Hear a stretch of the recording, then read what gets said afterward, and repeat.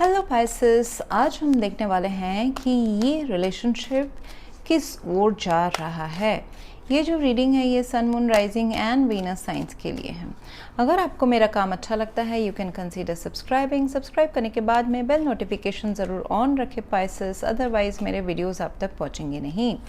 अगर आप में से किसी को पेड पर्सनल रीडिंग करानी है, ऑरा हीलिंग या फिर फुल लाइफ का प्रेडिक्शन चाहिए with remedies, you can visit my website. वहाँ पे आपको सारे डिटेल्स मिल जाएंगे बुक अपॉइंटमेंट्स वाले पेज में। So that's how you can reach me out Pisces. So Pisces, मुझे दिखाई दे रहा है कि your person is right now ready for unequal give and take. यहाँ पे again roles could be reversed at any point of time. उनका जो नेचर बिहेवियर लग रहा है मुझे अभी, it is like 6 of pentacles. तो कहीं ना कहीं यहाँ पे शायद से इस रिलेशनशिप में एफर्ट्स अनइक्वल थे और एक जहाँ पे एफर्ट्स डालना या फिर हक अदा करना उस चीज़ की कमी थी। तराजू बैलेंस नहीं था, ऊपर नीचे था, वन साइडेड एफर्ट्स ज़्यादा थे। ये अभी पर्सन जो है इस रिलेशनशिप में अभी इस एफर्ट्स डाल के इसको बैलेंस करना चाहते हैं। ऐसा नहीं कि ज़्यादा देना चाहते हैं, बैलेंस आउट करना चाहते हैं। This relationship is going through a huge turn around right now. 10 of swords है, 10 ऑफ वॉन्ड्स है, जजमेंट कार्ड है। सो एक टेम्पररी एंडिंग तो से गुजर रहा है ये रिश्ता। Again roles could be reverse, जो मैं आपके लिए बोलूँ शायद से आपके पर्सन को रिजोनेट करे या वाइस वर्सा, वो ध्यान दीजिएगा। एंड सो यहाँ पे एक थर्ड पार्टी रीज़न तो है डेफिनेटली। वो थर्ड पार्टी किसी के लिए हो सकता है कि कोई एक पर्सन ऑलरेडी किसी और रिलेशनशिप में है, मे नॉट बी। एंड ये थर्ड रीज़न जो है ये एफर्ट्स नहीं डाल पाना है। ओके, ये ओल्ड वैल्यूज़ हो सकते हैं जो उनको रोक रहे हैं। ये वैल्यूज़, प्रिंसिपल्स, पैसा, कमिटमेंट नहीं देने से रोकना, या फिर कोई एक ऐसा रिश्ता या एक सेटअप जो उनको रोक रहा है या फिर आपको रोक रहा है, दोनों को। Okay, so which is stopping this 4 of pentacles is the reason why this relationship is आगे नहीं बढ़ पाना। Okay, this is the reason क्यों इस रिलेशनशिप में ये तीर जो है वो चुभा हुआ है। तो खुल के नहीं आ पाना। ओके, खुल के नहीं आ पाना, प्यार रहने के बावजूद एफर्ट्स नहीं डालना, सब के लिए वो रीज़न जो है वो अलग रहेगा। It's a general reading. Individual reading में हम उसको ज़ीरो डाउन करते हैं, बट दिस इट्स हज़ारों लोगों की एनर्जी से अभी मैं कनेक्ट कर रही हूँ Pisces. So mostly it is about कि खुल के नहीं आ पाना, अपने आप को रोकना कि आगे नहीं बढ़ना है, एफर्ट्स नहीं डालने हैं। So that is changing right now. So आपके पर्सन को रियलाइजेशन हो रहा है with the judgement card. It's a resurrection, सही करना। कुछ जो चीज़ गलत चल रहा था, रास्ते से भटका हुआ था ये रिश्ता, आप दोनों में से कोई एक या दोनों, या फिर ये टोटली एक म्यूचुअल एनर्जी जहाँ पे एक टेम्पररी एंडिंग आई हुई है, उसको दोबारा ठीक करना। So this person is quite positive. वो अभी एफर्ट्स डालेंगे, they are realising this. And आपकी एनर्जी मुझे काफ़ी डाउन लग रही है, down in the sense reduced effort लग रहा है। Okay, page of wands is your behaviour. So you are behaving as if कि इतना ज़्यादा अभी मुझे efforts, you have reduced your efforts actually, ऐसा कहा जाए तो, क्योंकि ये सेकेंड चांस के लिए आ रहा है ये रिलेशनशिप, एंड उसमें आप इतना कम एफर्ट्स दिखा रहे हो पाइसेस। पेज ऑफ वॉन्ड्स की I am okay for message, action, inspired action, attraction है, एंड छोटे लेवल से दोबारा शुरू करना। However this person is having the realisation कि उनको बड़ा कुछ ऑफर करना पड़ेगा आपको। एटलीस्ट फ़िलहाल तो उनको ये रिलेशनशिप तराजू बैलेंस करनी पड़ेगी, जनरस होना पड़ेगा। एंड बहुतों के लिए आपके पर्सन का जो फाइनेंसेस है, करियर है, that is also one of the reasons कि वो आगे क्यों नहीं बढ़ पा रहे थे। Otherwise it's a third party situation तो है ही। बहुतों के लिए पैसा है, बहुतों के लिए थर्ड रीज़न वैल्यूज़ है, फैमिली है, ट्रस्ट इश्यूज़ हैं, इनसिक्योरिटीज़ हैं, जिस वजह से ये पर्सन आगे नहीं बढ़ पा रहे थे। नाउ उनके इंटेंशन में मुझे दिखाई दे रहा है एस ऑफ सोर्ड्स। सो एक ब्रेक थ्रू, क्लैरिटी, कम्युनिकेशन ये आया है एंड ये पर्सन उस रिलेशनशिप में लाना चाहते हैं। आपकी एनर्जी है किंग ऑफ सोर्ड्स की पाइसेस। आप भी logically, communication is the key right now Pisces. इस रिलेशनशिप को सेकेंड चांस देने के लिए, सही करने के लिए, पुराने तरीके आप इसमें अभी अप्लाई नहीं कर सकते हो। पुराना जो अप्रोच था वो सेम कंडीशन में ये रिलेशनशिप दोबारा वापस नहीं आ सकता है। जजमेंट कार्ड है, कॉफिन से दोबारा मतलब सोल का जो आवाज़ है वो सुनना कि let's revive this connection with new understanding, new connection. क्या गड़बड़ी था पास्ट में उसको हम ठीक करते हैं। तो यहाँ पे आ जाता है लॉजिक एंड कम्युनिकेशन, सच्चाई, ट्रूथफुलनेस, डिसीजन, ये सारा प्रैक्टिकल अप्रोच। ओके, तो यहाँ पे this person is ready for a new start of chapter. Okay, with this communication, सच्चाई वाला communication, they want to communicate, they want to break through, they want to create a trust, trust अगर इसमें lack हो गया था, because swords are all about truth and speaking your truth. Okay, आप भी मुझे दिखाई दे रहा है, आपके भी यहाँ पे दिमाग से ना बादल छट रहे हैं। You intend to ask for the truth and it's a time for you to decision.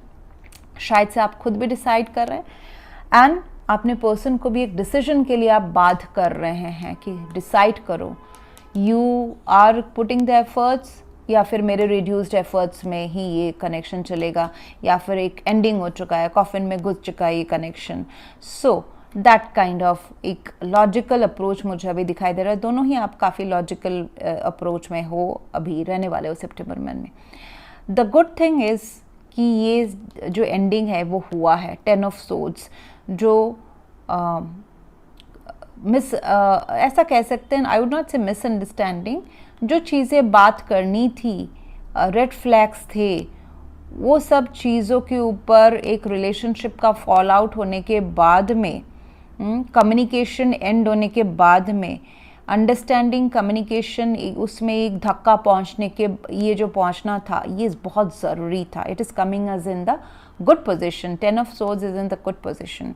जैसे कि धोखा मिलना, एक्सपेक्टेशन में धोखा मिलना, जो एक्सपेक्टेशन, प्रोमिसेस, वाउस एक दूसरे से वर्बली किए गए थे उसमें खरा नहीं उतरा गया, उस चीज़, इस वजह से जो ये कनेक्शन एक एंडिंग हुआ है, बहुत ज़रूरी था। This is coming in good position.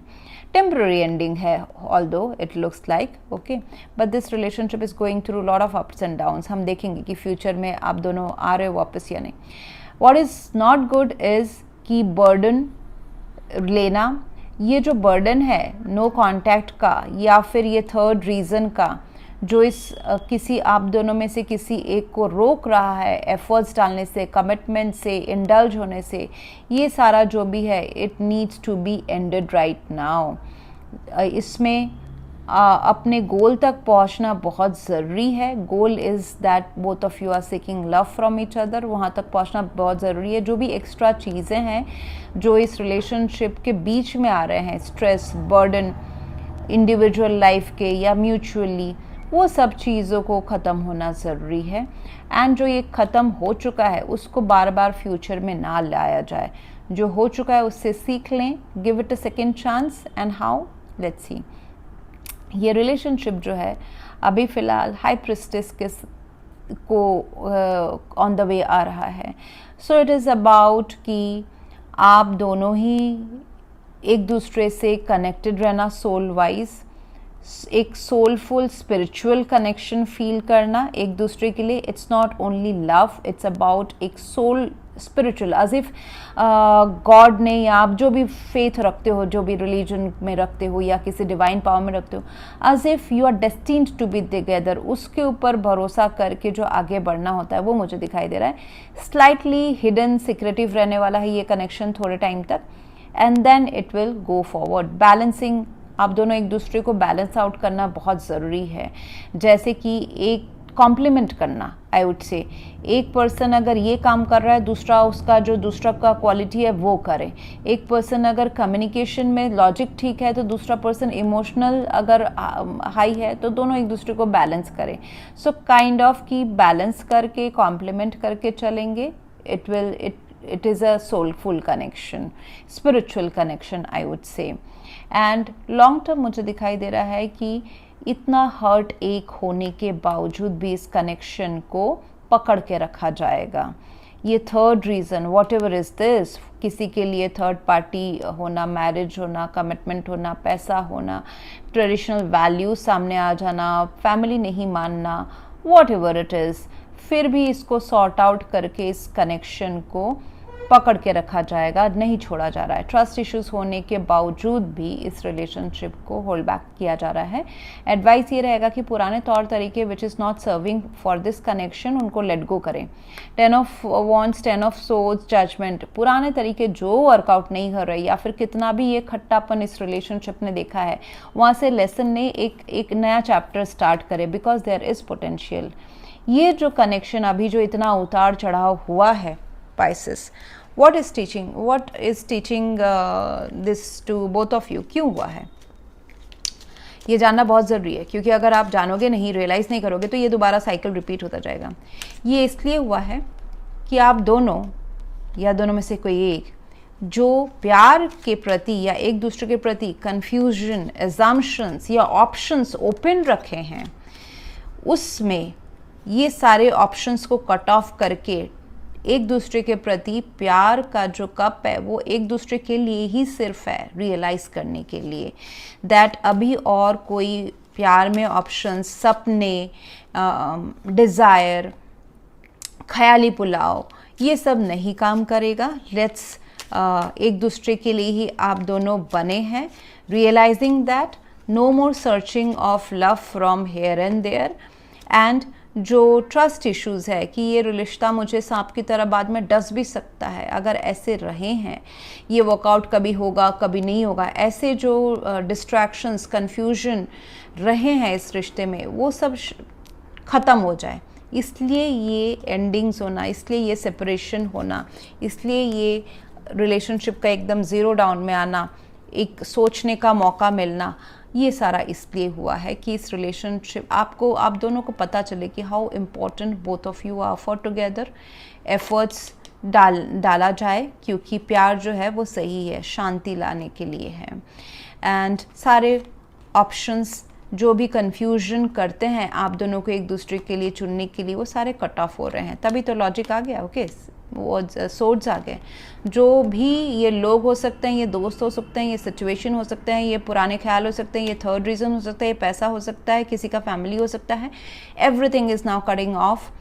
तो ये सीखने के लिए ये डिस्टेंस आना ज़रूरी था।